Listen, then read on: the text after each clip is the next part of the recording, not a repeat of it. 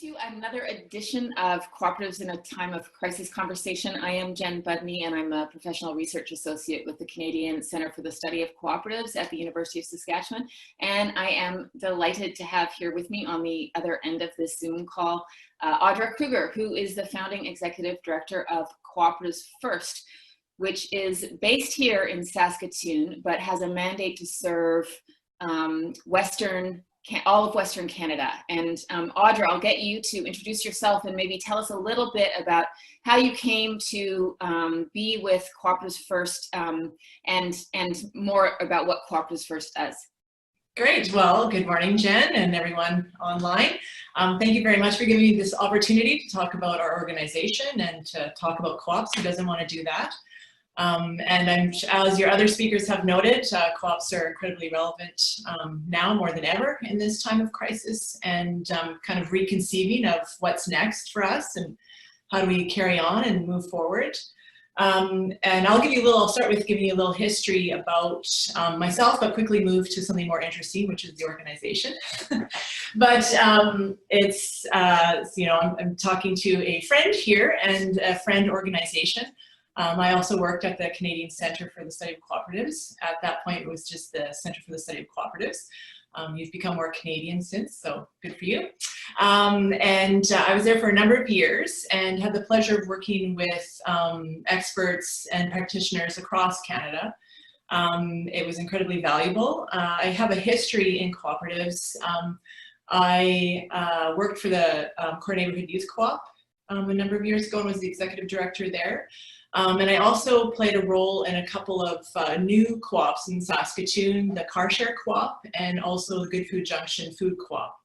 And I had the pleasure of being on the board with Len Usiskin, one of your other speakers. So that was nice to see Len's face there. So that was a really great experience. The history of this organization, Cooperatives First, we're a very new organization, only 4 years old. And again, our origin story is very closely linked to the center.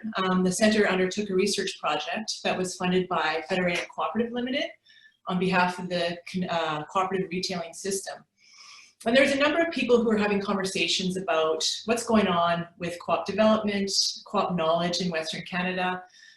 There was a number of, assumptions around, we think they're still relevant, but are they? We need solid research done on this subject so that we can move forward with expert evidence and can decision make, because the people involved in the conversation, like us, see the value in cooperatives and see it as a really important tool for economic development. And so that project took place over 2 years and was headed up by the center. I had a smaller role in that, but I was able to see quite closely the results and such, and was connected to that project. And then, sorry to jump in, Audra, but that study involved visits to sites in rural communities and Indigenous communities in Western Canada, and also extensive surveying, right? That's right. Yeah, it was a very ambitious project, and it looked at, for the first time, rural communities and Indigenous communities kind of at the same time, asking the same kinds of questions and gathering the same kind of data. So it was a really valuable study in that sense. It's called the Cooperative Innovation Project, and all that data is available on the center website. And so there was a number of really interesting things that came out of that study. And, it looked at people's knowledge of the cooperative tool and the cooperative model, and found that the knowledge was quite low, and particularly low in Indigenous communities. It also looked at what are some of the roadblocks to co-op development. So talking to co-op developers, community-based organizations, and others who had an interest in this. And they named a number of roadblocks. And one of the things that came out of it was a discussion around the need for an organization to work across provincial barriers on co-op development and education sort of every day of the week, 365 days a year. So out of that, we were created Cooperatives First, with a commitment from the same funder, Federated Cooperative Limited, on behalf of the cooperative retailing system. And so we were tasked with sort of a new wave of co-op development in Western Canada with a focus on rural and Indigenous communities, because it was noted that there's a number of programs and organizations working very well in urban centers, but there needed to be a focus on these communities that were outside of the urban centers. So we were recruited. So for people who are immersed in the co-op literature, they're going to have a sense of why rural and Indigenous communities might want a separate study of their own. But for those who aren't as familiar, could you talk a little bit briefly about what's missing in these communities, or why organizations might be interested in various kinds of community economic development in these places? Well, I think, you know, as noted, there's some demographic trends happening, and, you know, rural depopulation is one of them. At the same time, populations on nation are usually stable and growing. And so there's this interesting thing happening there. You know, fast forward too, there's also a lot of folks who are interested and value the rural livelihood and staying in rural communities. So there's almost a shift or a return of people from urban centers looking to relocate to rural centers. So there's this interesting dynamic happening there. The other thing that was noted is in, you know, Western Canada, it's particularly obvious now, is the reliance on resource-dependent economies and the boom-bust cycle there. You know, and as you know, academics from the center have noted, and others, cooperatives are a great tool to provide stability and resiliency in, you know, in the face of those boom-bust cycles. And so rural and Indigenous are, you know, really vibrant spaces to be working in. And particularly, we talk a lot about being very pragmatic in our work. They're very pragmatic. You know, when I think about the people we work with, rural and Indigenous, there's more similarities than differences there. They're people who want to do the best for their community and for their neighbors and children, etc. And there is a desire for autonomy and self-reliance. And so that's a common thread with all the people we work with. It's incredibly motivating and inspiring. So we work with these leaders across Western Canada, and they have a common desire to make positive change that is defined by them, for them, the community members or the members in the group.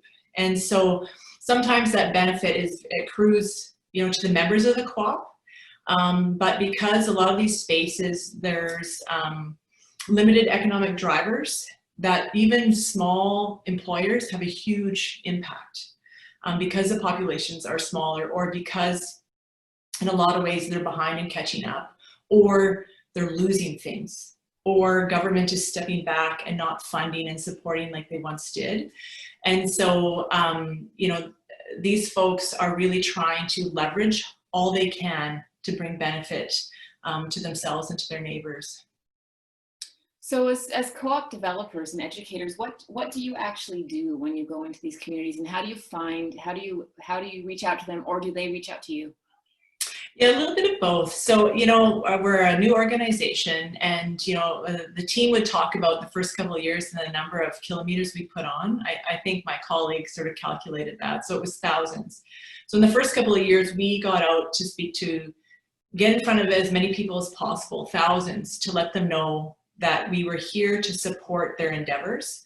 And we also, one of our key goals was to create an online resource. And we want to, you know, frankly, we want to be the best in North America in terms of a place online where people can come independent of us. A lot of people, the first place they go is the internet to search for how do I start a co-op, or what's a way to include a group on an economic enterprise, what have you. We want to be the first hit, but we also want to provide them with really straightforward, easy to understand, user-friendly tools to help them on their journey. But we're also there if they want to meet with us, have a Zoom call, etc.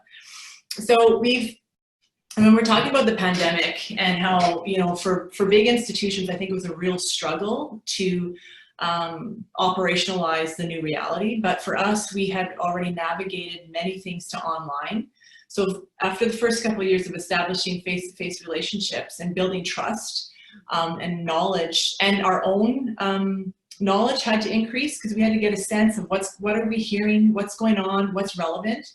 So we were able to better respond to the kinds of questions we were getting and the desires out there. So then we can respond to that and develop things that people want.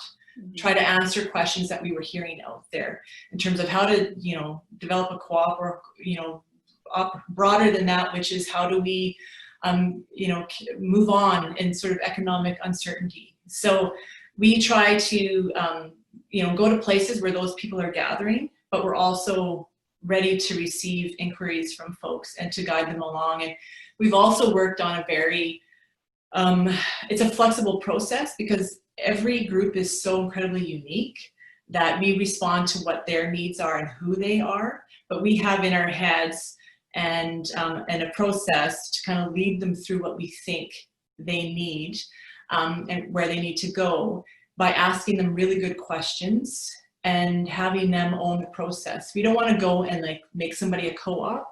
They make their own co-op and we just guide them through it, whether that's face-to-face or online. So you've been involved, Cooperatives First has been involved in the creation of quite a number of co-ops in the last 4 years. Can you describe a little bit what these co-ops are and then what's happened to them with this pandemic?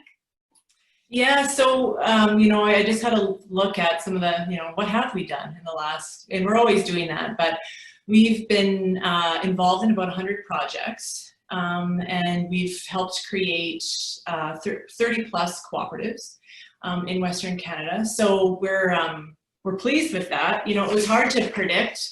We said we never wanted to count co-ops because it's such a complex and lengthy process. But as they started getting created, it's like, let's count them. It's going well. So we're counting co-ops. The other kinds of things that we count too is, our education stuff. And this brings us back again to the Canadian Centre for the Study of Co-operatives and the fact that we've collaborated on courses, the Good Governance course and Co-ops 101, where we've put 2,000 students through, and together acknowledging that education piece is really valuable, both for, upping everybody's game, but making sure that the people who take this on are equipped to have the most sustainable enterprise there.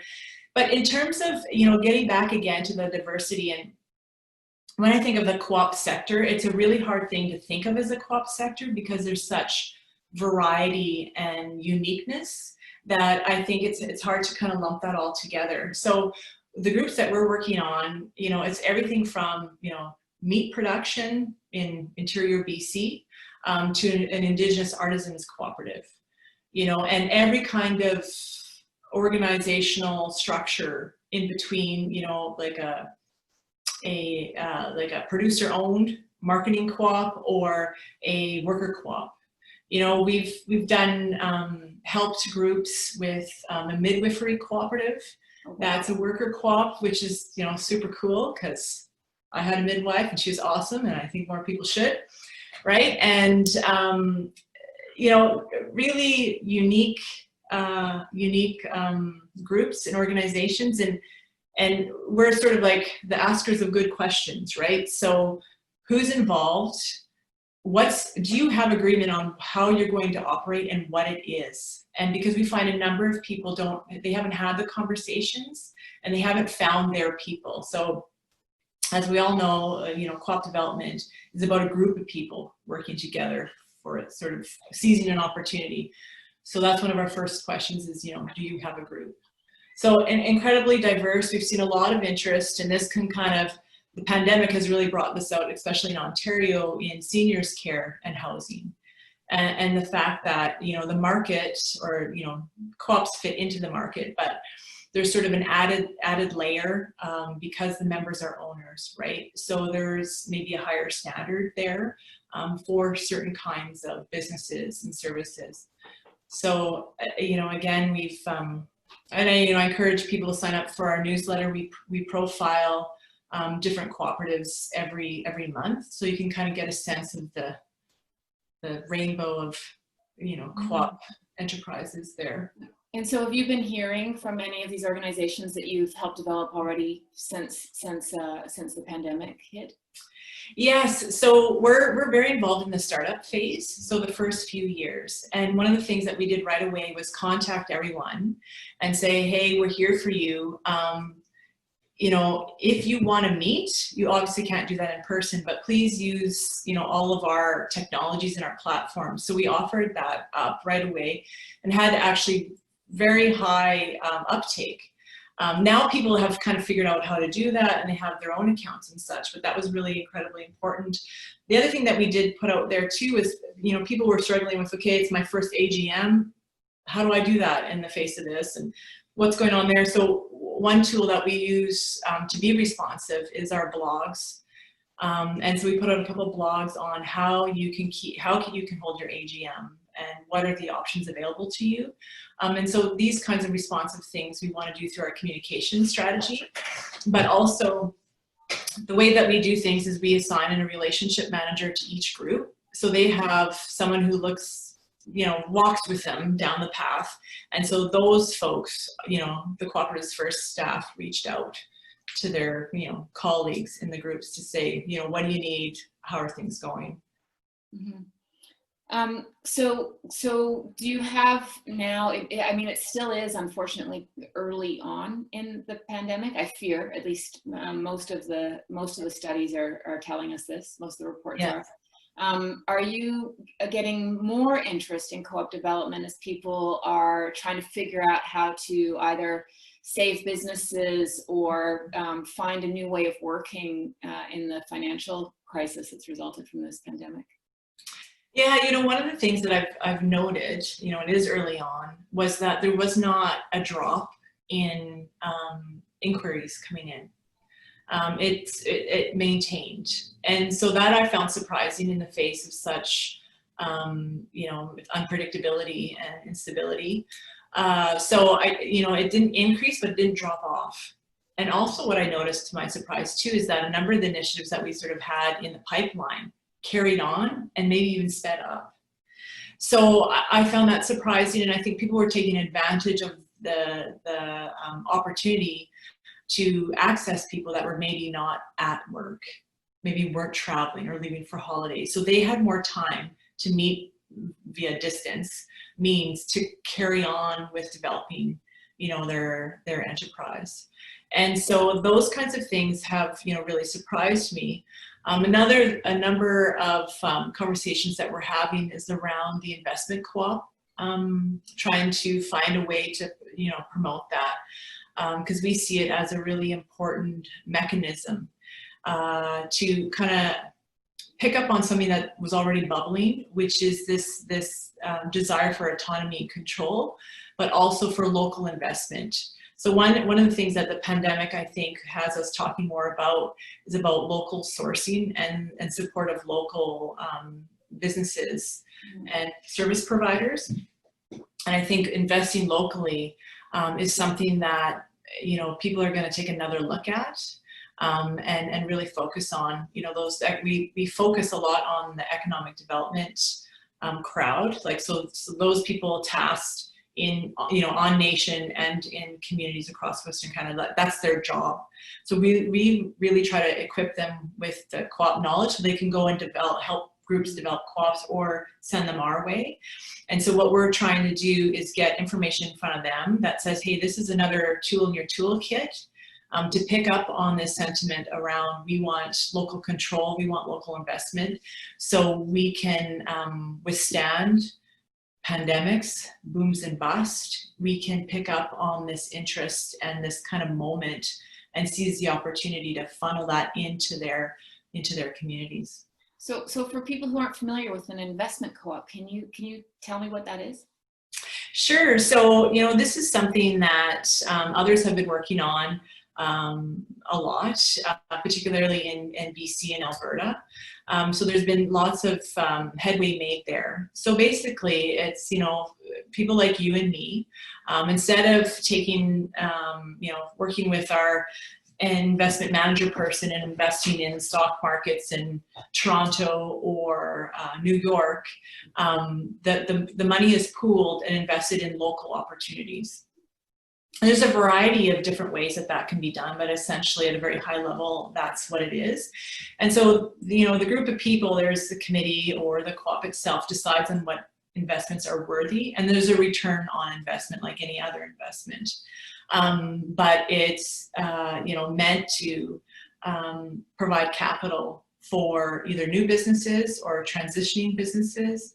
And as we continue to have conversations with folks across Western Canada, we're noting that Main Street is something that's tenuous, and if the aging business person wants to hand off, there may not be one individual that wants to take that on, but perhaps through the investment co-op, one individual can take over with this investment.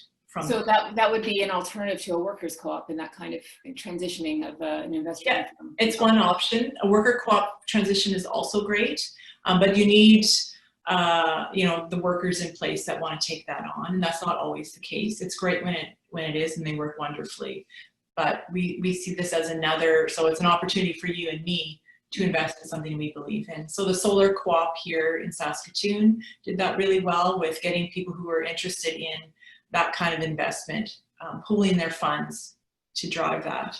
And there's good examples, but it's an area that we hope will grow, and we see this as an opportunity to really drive that conversation forward.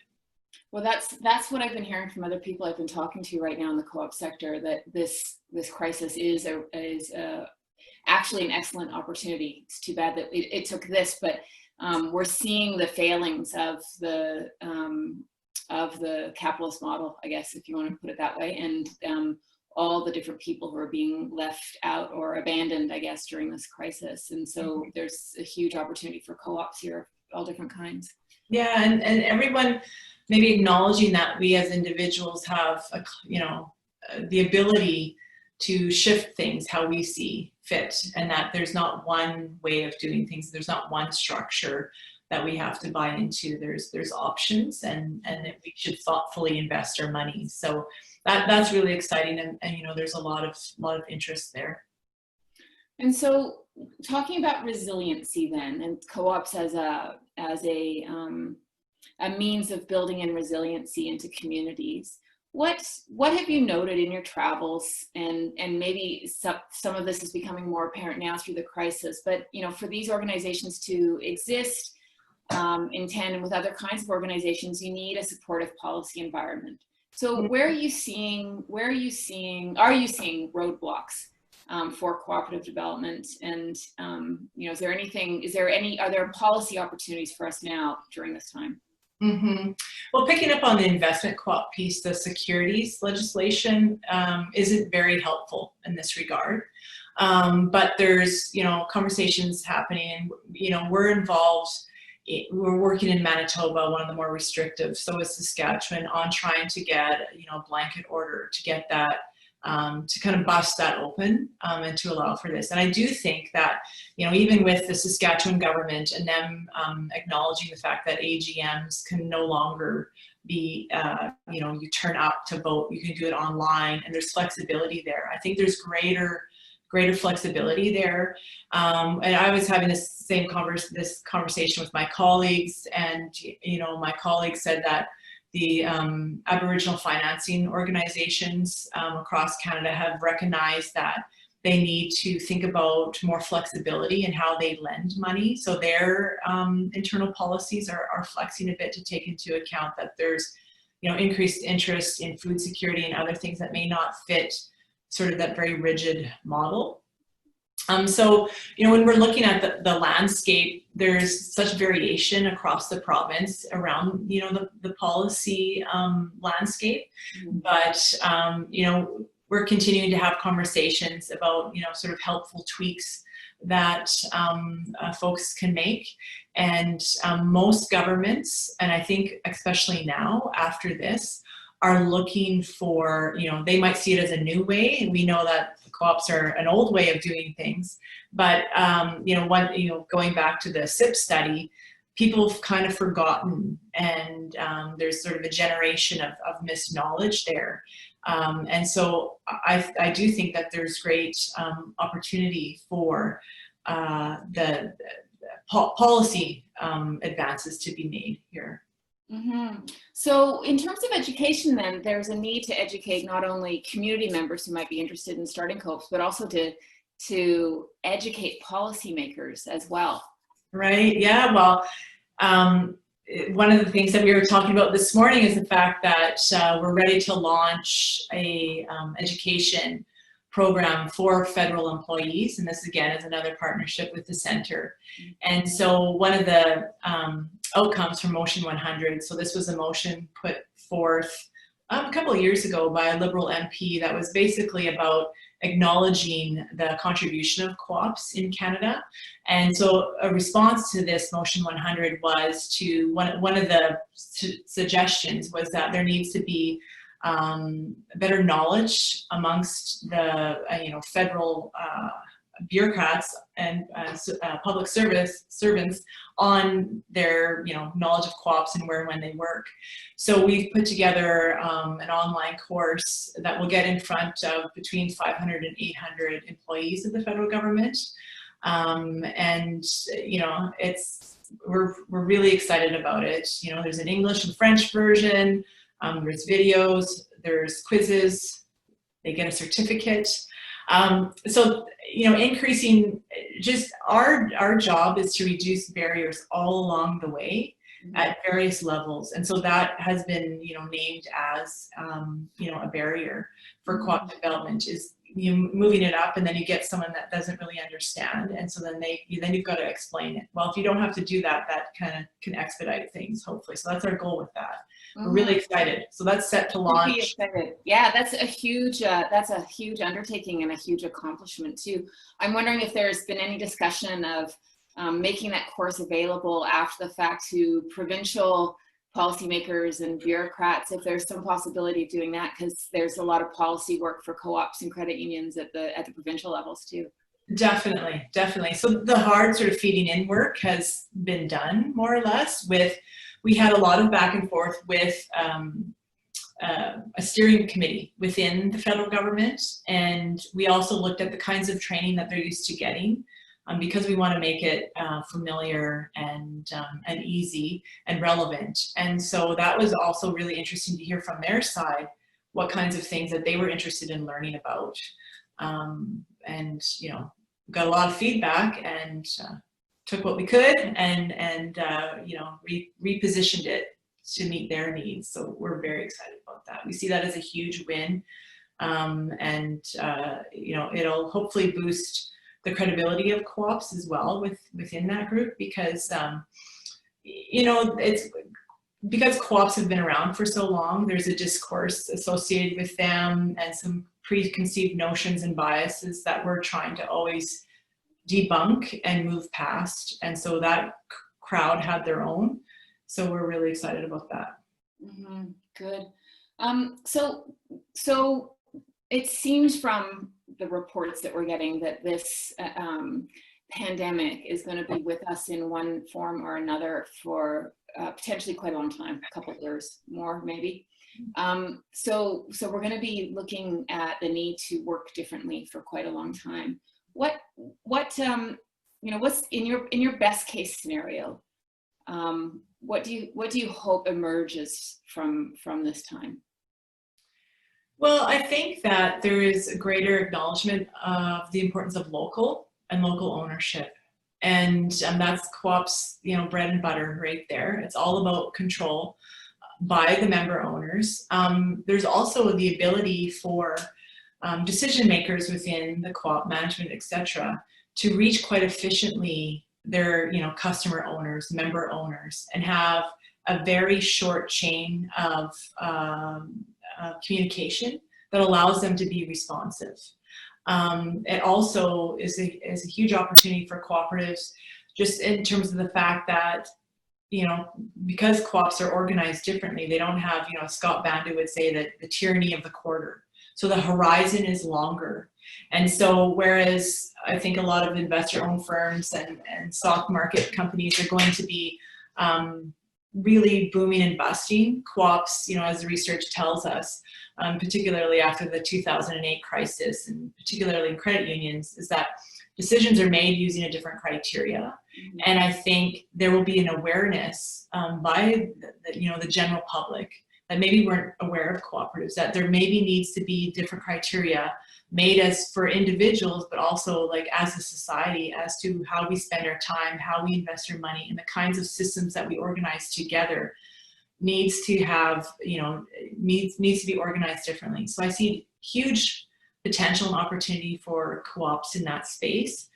You know, one of the ones that I've been hearing a lot of is food systems and food security, particularly on nation. That's something that, you know, some of us might be talking about more, but on nation, that's always been a topic of conversation. But to have it as brought up as a wider conversation and seeing that these huge systems that we've organized and vertically integrated are incredibly tenuous and in some ways, you know, dangerous for us all. And so we have to rethink this.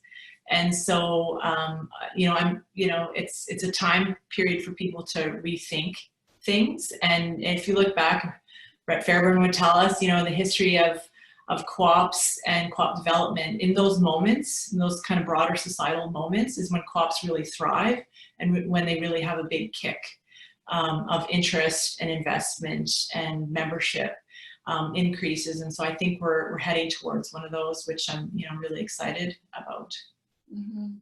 And so do you look around, I don't want to take too much more of your time because I know you're busy, but when you look around, do you look around outside of Canada to see what's going on and to get ideas for how to do your work? It's a unique, I mean, a lot of co-op development, a lot of co-op incubators, I guess, focus on urban areas. And so I'm wondering if you've got other organizations, sister organizations that do the same kind of work as you, and if you're seeing the similar kinds of responses to the pandemic elsewhere, or where are you looking right now outside of the stuff that's coming directly into your own organization for inspiration or other lessons? Right. You know, well, going back to our origin, one of the things that I did mention was the very close association with the Plunkett Foundation, and they're a co-op development organization in the UK that's looking at, you know, I guess they would call it rural. We wouldn't really call it rural, right? So a lot of our initial thought about how we should do things came from them. So, you know, we were looking very closely to that organization located in the UK and then putting it in a Western Canadian frame. And you know, and to be honest, we actually look to the communities across Western Canada to see how they're doing things and the kinds of questions that they're asking. And we're always looking to researchers like yourself and others to see, you know, what kinds of challenges and solutions are being proposed at that level. And then we're looking at how to operationalize those, both through, you know, our communication strategies, but also through our operations. So if there's good pieces coming in from those entities, we're always looking to get that out there and do some knowledge mobilization, but we're always also looking to take pieces from what we see and operationalize it in our work with the groups looking to develop co-ops. Mm-hmm. Great. Anything else you want to say?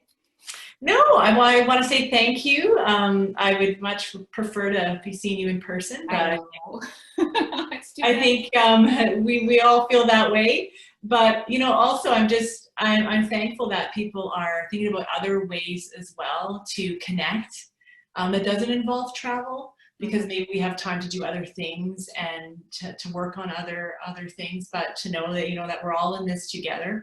We're going to get through it. Good things come out of adverse times, including really progressive and innovative ideas. So, you know, it's going to be hard, but I see lots of positive coming out of this. Mm-hmm. Great. So again, I want to say how much I love the Cooperatives First newsletter and all of your social media. And so I do want to encourage people, if you haven't signed up already, to follow Cooperatives First on Twitter. And are you on Facebook too? We are. Yes. Yeah. Okay. And Facebook, and to check out your website, sign up for the newsletter, and you will have the Good Governance Matters course being available for people to take in June. Am I correct? Yeah. Well, we were thinking of the fall that we'll have. Okay. Yeah, we're thinking in the fall that we would have sort of an open access ability. Yeah. And that course is free. So there's no risk involved at all. It's a great course. Thank you so much, Audra Krueger, and my best wishes to you and everybody at Cooperatives First. Thanks for coming on today. Thanks, Jen.